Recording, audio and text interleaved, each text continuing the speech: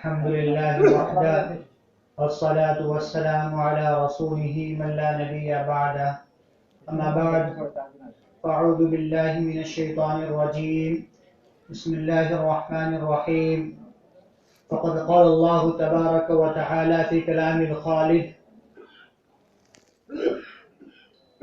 ولا تستوي الحسنة ولا السيئة ادفع بالتي هي أحسن فإذا الذي بينك وبينه عداوة كأنه ولي حميم سبحان ربك رب العزة عما يصفون وسلام على المرسلين والحمد لله رب العالمين. عزیزان گرامی، اللہ تبارک و تعالیٰ کا بے انتہا فضل و احسان ہے کہ اس نے ہمیں بابرکت دین عطا فرمایا اور مزید کرم یہ ہوا خداوند قدوس کا کہ ہمیں تھوڑی دیر کہنے اور سننے کی توفیق نصیب فرمائی.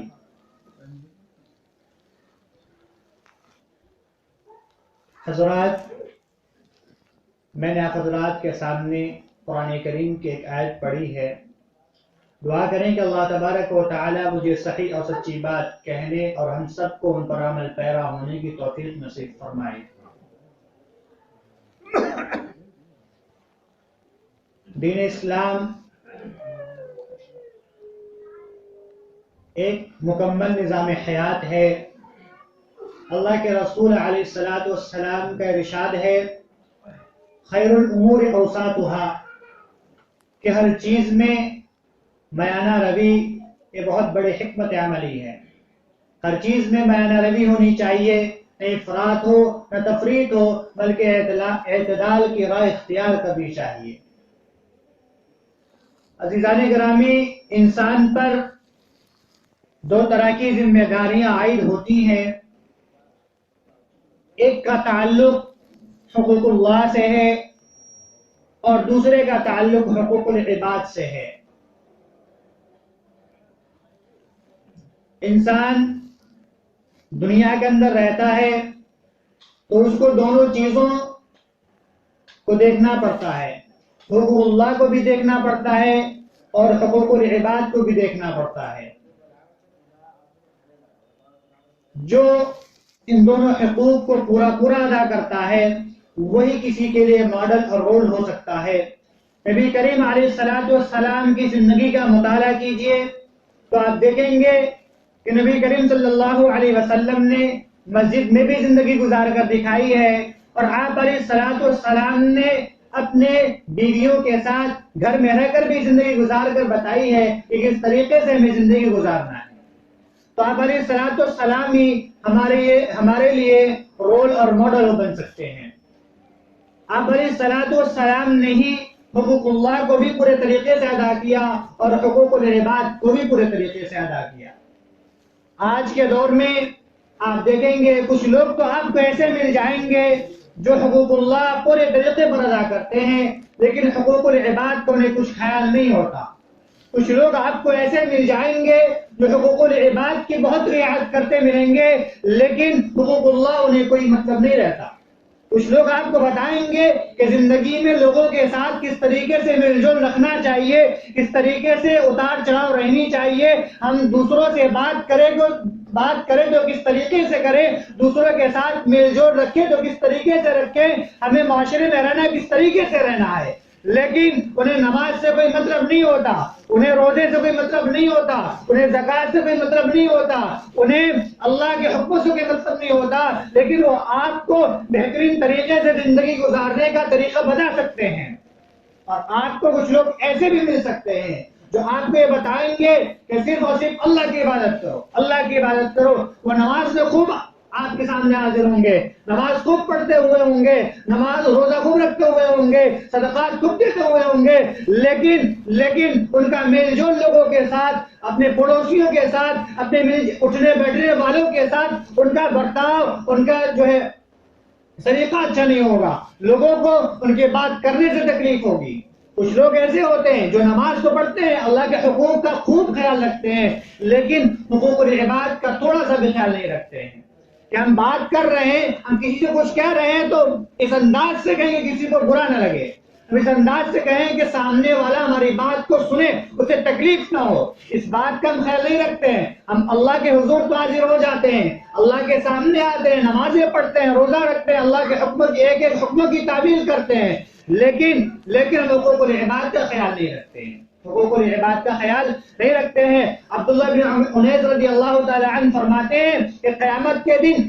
دن اللہ تبارک و تعالیٰ پکار کر فرمائیں گے کہ کوئی جنتی جنت میں اور کوئی دوزخی دوزخ میں اس وقت تک نہیں جائے گا جب تک کہ اہل حقوق کے حقوق ان کو نہ دے دیے جائیں،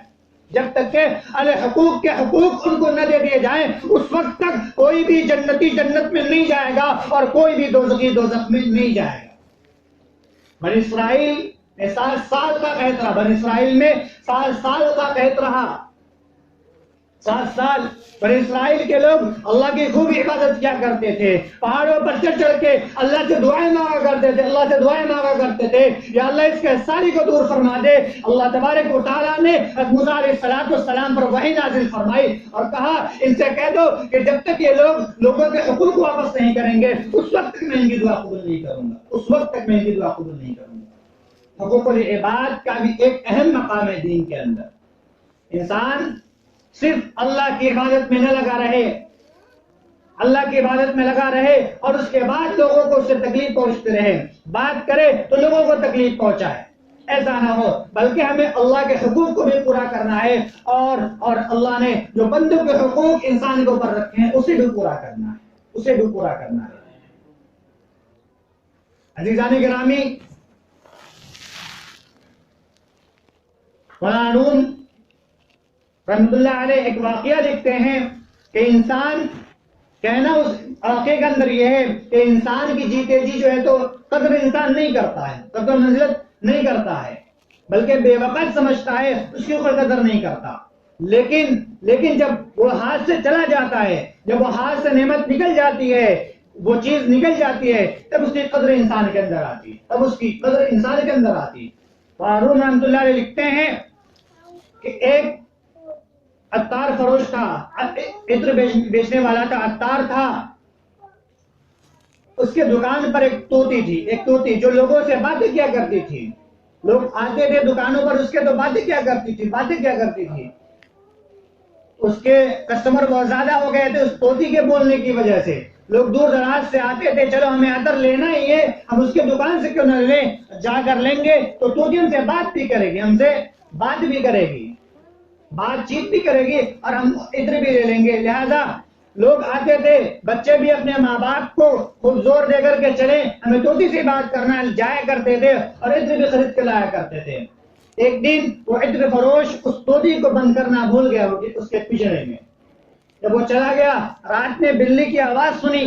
اس نے تو ادھر ادھر پھڑکنے لگی، وہ کھلا ہوا تھا اور عطر کی دکان تھی، چونکہ اس کے اندر شیشیاں تھی تو ادھر ادھر لڑتا رہا، ایک پر ایک شیشہ ٹکراتی رہی اور شیشیں گر کر پھوٹتی رہی اور اس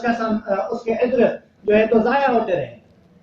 جب وہ صبح کو آیا اور یہ منظر دیکھتا ہے تو اس طوطی کو خوب مارتا ہے، اتنا مارتا ہے تو اس طوطی کے بال اڑ جاتے ہیں۔ پھر جب وہ اس طوطی کو دکان پر رکھ دیتا اور یہ چاہتا ہے کہ وہ لوگوں سے بات کرے تو بات نہیں کرتے، پھر وہ طوطی بات نہیں کرتے، وہ پریشان ہے، اللہ سے دعائیں مانگ رہا ہے یا اللہ کسی طریقے سے طوطی بات کرنے لگے، کسی طریقے سے طوطی بات کرنے لگے، چونکہ طوطی بولتی تھی، لوگوں سے باتیں کیا کرتی تھی تو لوگ اس کے دکان پر آیا کرتے تھے، اس سے عطر خریدا کرتے تھے، لیکن جب طوطی نے بات کرنا بند کر دیا، لوگ ادھر ادھر جانے لگے، وہ بہت پریشان ہوا، اللہ سے دعائیں مانگ رہا ہے یا اللہ کسی طریقے سے طوطی بول دے، تو اس کو اس وقت قدر نہیں تھی، لیکن جب وہ طوطی بول نہیں رہی ہے تب اسے قدر ہو رہی ہے، اب اس کی تجارت ٹھپ پڑ رہی ہے، اس کے یہاں کسٹمر نہیں آ رہے ہیں، گاہک نہیں آ رہے، اب اسے فکر ہو رہی ہے کہ کسی طریقے سے طوطی بول اٹھے تو میرا کام بن جائے، میری دکان چل جائے، میرے کھانے پینے کا انتظام ہو جائے۔ ایک مرتبہ ایسا ہوا کہ ایک فقیر جس کے سر پر بال نہیں تھے وہ جا رہا تھا، تو اس طوطی نے دیکھ کر اس سے بات کرنا چاہا اور کہا کہ کیا تم نے بھی اپنے مالک کے شیشے توڑے تھے جس کی وجہ سے تمہارے بال بھی اڑے ہوئے ہیں؟ تو اس کے اندر بتلانا یہ تھا کہ آدمی جس طریقے سے ہوتا ہے، جیسا آدمی ہوتا ہے وہ ایسا ہی آدمی ڈھونڈتا ہے، جس طریقے سے ہوتا ہے۔ اگر وہ برا انسان ہوگا تو برا آدمی برا سمجھے گا، اور اگر اچھا ہوگا تو اچھے لوگوں کو دیکھے گا اور اچھا سمجھے گا۔ یہ دو باتیں بتانی تھی کہ قدر و منزلت انسان کی اس وقت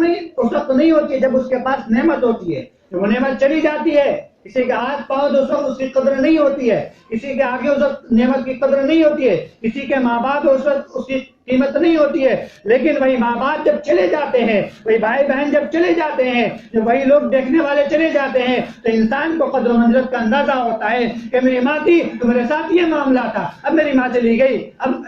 میرے ساتھ یہ معاملہ ہو رہا ہے۔ انسان اس وقت یاد کرتا ہے کہ وہ نعمت ہاتھ سے چلی جاتی ہے، وقت کسی کے ساتھ نہیں رہتا، وقت کسی کے ساتھ نہیں رہتا، وہ بھی چلا جاتا ہے۔ تو انسان کو چاہیے کہ وقت خداوند قدوس نے عطا فرمایا ہے، یہ قیمتی وقت ہے، ایک ایک گھڑی قیمتی ہے، جو دن گزر جائے گا لوٹ کر واپس نہیں آنا ہے۔ اس لیے ہمیں ان گھڑیوں کے اندر اللہ کے حقوق کو بھی پورا کرنا ہے، ان گھڑیوں کے اندر حقوق العباد کو بھی پورا کرنا ہے۔ ہمیں دیکھنا ہے کہ ہماری ماں کے اوپر ہماری کتنی ذمہ داریاں ہیں اور بیٹے کے اوپر کتنی ذمہ داریاں ہیں، بھائی بہن کے رشتے میں کتنے حقوق ہیں، میاں بیوی کے حقوق میں کتنے رشتے میں کتنے حقوق ہیں، ہم کو اس کو دیکھنا ہے کہ میاں کے اوپر کتنے حقوق ہیں، بیوی کے اوپر کتنے حقوق ہیں، ماں باپ ہیں تو باپ کے اوپر کتنے حقوق ہیں، بیٹے کے اوپر کتنے حقوق ہیں، ہم کو ان کو جاننا ہے اور ان کو پورا کرنا ہے۔ میں نے بتایا کہ جب تک حساب و کتاب حقوق کے نہیں ہو جائیں گے اس وقت تک کوئی بھی جنتی جنت میں نہیں جائے گا اور کوئی بھی دوزخی دوزخ میں نہیں جائے گا، جب تک کہ اہل حقوق کے حقوق نہ دے دیے جائیں۔ اللہ کے رسول علیہ الصلوۃ والسلام نے صحابہ کرام رضی اللہ تعالی عنہم اجمعین سے پوچھا کہ من المفلس من امتی، میری امت کا مفلس کون شخص ہے، میری امت کا مفلس اور غریب شخص کون ہے، میری امت کا مفلس اور غریب شخص کون ہے؟ فرمایا صحابہ کرام رضوان اللہ تعالی علیہم اجمعین نے قالوا فینا ہم میں وہ جس کے پاس من لا درہم لہ ولا متاع، جس کے پاس درہم و دینار نہ ہو، وہ غریب اور فقیر شخص ہے، اس کو مفلس کہتے ہیں۔ اللہ کے رسول صلی اللہ علیہ وسلم نے فرمایا کہ المفلس من امتی من یاتی یوم القیامہ بصلاۃ وصیام وزکاۃ، کہ میری امت کا مفلس وہ شخص ہے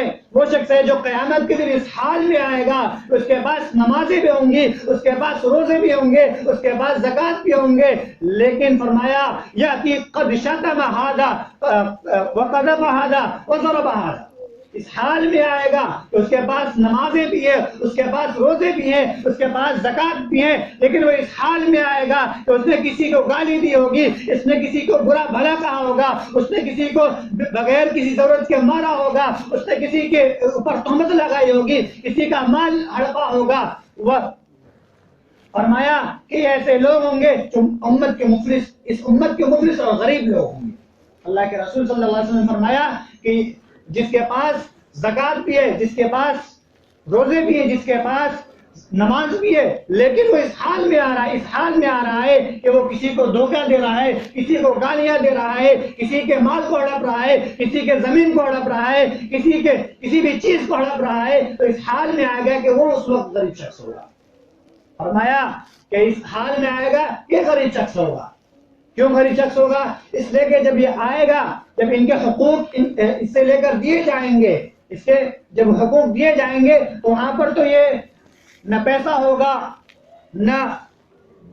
زمینیں ہوں گی، نہ گاڑیاں ہوں گی، نہ بنگلے ہوں گے، کچھ نہیں ہوں گے، وہاں پر صرف نیکیاں ہی نیکیاں ہوں گی، نیکیوں سے کام چلے گا۔ تو وہاں پر کیا ہوگا؟ وہاں پر یہ ہوگا کہ اگر ہم نے کسی کو گالیاں دی ہے، کسی کے مال کو ہڑپا ہے، تو اس وقت اللہ تبارک و تعالی ہماری نیکیوں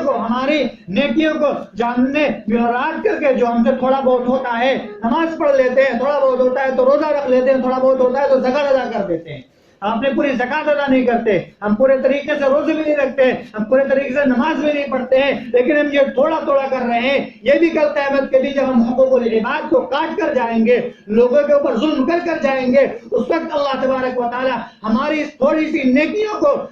کو اٹھائیں گے، اور جن کے حقوق ہم نے لے رکھے ہیں، جن کو گالیاں دے رکھی ہیں، جن کے زمین ہڑپ رکھی ہے، جن کو تکلیفیں دے رکھی ہیں، ان کو ہماری نیکیاں اٹھا کر دے دیں گے، ان کو ہماری نیکیاں اٹھا کر دے دیں گے. اور جب ہماری نیکیاں ختم ہو جائیں گی اس وقت ان کے گناہ ہمارے اوپر ڈالے جائیں گے. بہت ہی خطرناک اور سنگین معاملہ ہوگا. آج ہمارے زمانے دوسروں کو برا بھلا کہنے سے نہیں تکتی ہے، دوسروں کو گالیاں دینے سے نہیں تکتی ہے، لیکن کل قیامت کے دن ایسا معاملہ ہوگا، نفسی کا عالم ہوگا. انبیاء علیہ السلام بھی جو ہے تو درکتے ہوں گے. اس وقت ایسا معاملہ ہوگا، اس وقت کوئی کام نہیں آنے والا ہے. آج ہی ہم چاہیں جس کے ہم نے مار ہڑپ رکھے ہیں، جا کر اس سے معافی تلافی کرا لیں. جس کو گالیاں دے رکھی ہے، جا کر کے اس سے معافی تلافی کرا لیں. جس سے کوئی جھگڑا ہو، جا کر کے معافی تلافی کرا لیں. یہی اگر ہم کر سکتے ہیں تو کر لیں. لیکن اگر قیامت تک معاملہ چلا گیا، روز محشر تک معاملہ چلا گیا، اس وقت ہماری صرف نیکیاں ہی نیکیاں جائیں گی. آج ہمارے پاس موقع ہے کہ ہم اپنے آپ کو سنبھال لیں، دوسروں کو برا بھلا نہ کہیں، دوسروں کی چیزیں نہ ہڑپے، دوسروں کی زمینیں نہ ہڑپے، بلکہ اللہ کا خوف اپنے اندر پیدا کر لیں. جب کسی کے اندر اللہ کا خوف پیدا ہو جائے گا تو وہ کبھی بھی کسی کا مال نہیں ہڑپے گا، کسی کو گالیاں دینے سے پہلے سوچے گا. اللہ کے رسول صلی اللہ علیہ وسلم سے صحابہ نے پوچھا کون سی چیز جنت میں لے جانے والی ہے؟ اللہ کے رسول صلی اللہ علیہ وسلم فرمایا اللہ کا ڈر ایسی چیز ہے جو انسان کو جنت میں لے جانے والی چیز ہے. چونکہ جب انسان کے اندر اللہ کا خوف ہوگا تو وہ اللہ کا خوف جب ہوگا تو حقوق اللہ یہ پورے طریقے سے ادا کرے گا. نمازیں بھی خوب پڑھے گا. اللہ تبارک و تعالی روزہ رکھنے کا حکم دیا تو روزہ بھی اللہ کے خوف سے رکھے گا. زکاتیں بھی ادا کرے گا. جو چیزیں خداوند قدوس نے اس کو حکم فرمایا ہے وہ پورا کرے گا، اور جن چیزوں سے منع فرمایا ہے اور روکا ہے ان چیزوں سے رکے گا. جب اللہ کا خوف دل کے اندر پیدا ہو جائے گا، جب یہ خوف پیدا ہوگا تو انسان حقوق العباد بھی پورے طریقے سے ادا کرے گا. اللہ تبارک و تعالی ہمیں کہنے سننے سے زیادہ عمل کی توفیق نصیب فرمائے. وآخر دعوانا ان الحمد للہ رب العالمین.